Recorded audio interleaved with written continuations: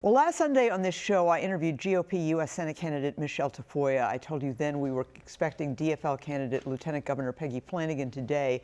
Because of a scheduling conflict, the Lieutenant Governor canceled. We hope to have her on very soon. Well, among the big winners in this month's primary was Matt Little, now the DFL nominee in Minnesota's Congressional 2nd District. Little is the former mayor of Lakeville who beat two other prominent Democrats by double digits. He now faces Republican State Senator Pratt in the November general election. We have invited Senator Pratt on and hope to have him on a future show. But right now, we're very glad to have the DFL candidate for the nominee for the 2nd Congressional District, Matt Little. Yeah, thank you very much. Congratulations on your win. I want to put up those numbers again because this was a double-digit win over two people who have a history of holding elective office in your district, in this district. I know that you were telling me before you did not expect it to be quite this big. No, we were really surprised on election night. We thought we were in really good shape and that we thought we had a good chance of winning, but the 17-point margin was beautiful. All right. We just really enjoyed it. Yeah. Well, there was another progressive in the race, Caleb Berg, Matt Klein more moderate, but clearly progressives were motivated to go out and vote in this election. We saw that with Peggy Flanagan's tremendous win there. What was it, do you think, that was motivating people? Their anger. I think this is not the version of the country they want. I mean, nothing is working. The economy for most people is not working. Childcare costs, healthcare costs, gas, groceries. But I also think Metro Surge was a big motivator for people to get out. They just don't want their country to turn into a place where the president can use a personal police force for political purposes. And what was interesting about that is, Metro Surge, it's almost a misnomer because it wasn't just the Metro. Every part of the state saw this ICE surge.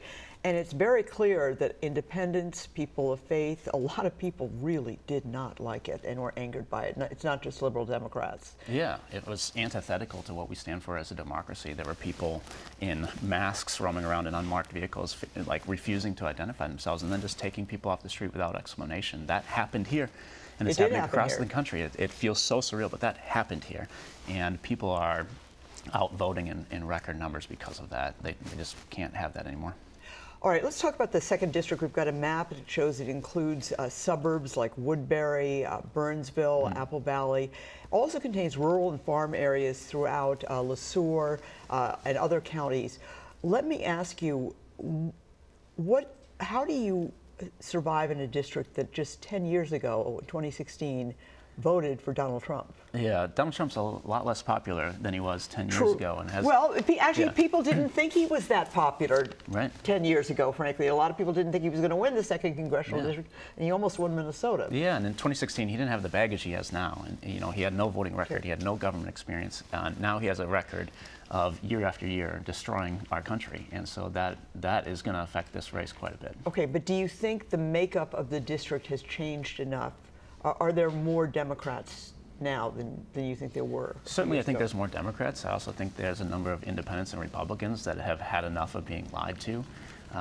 This guy campaigned on lowering the price of groceries, lowering the cost of gas, getting us out of foreign wars, and releasing the Epstein file in full. And he's done none of that. He's done the opposite. What is the #1 issue you get asked about?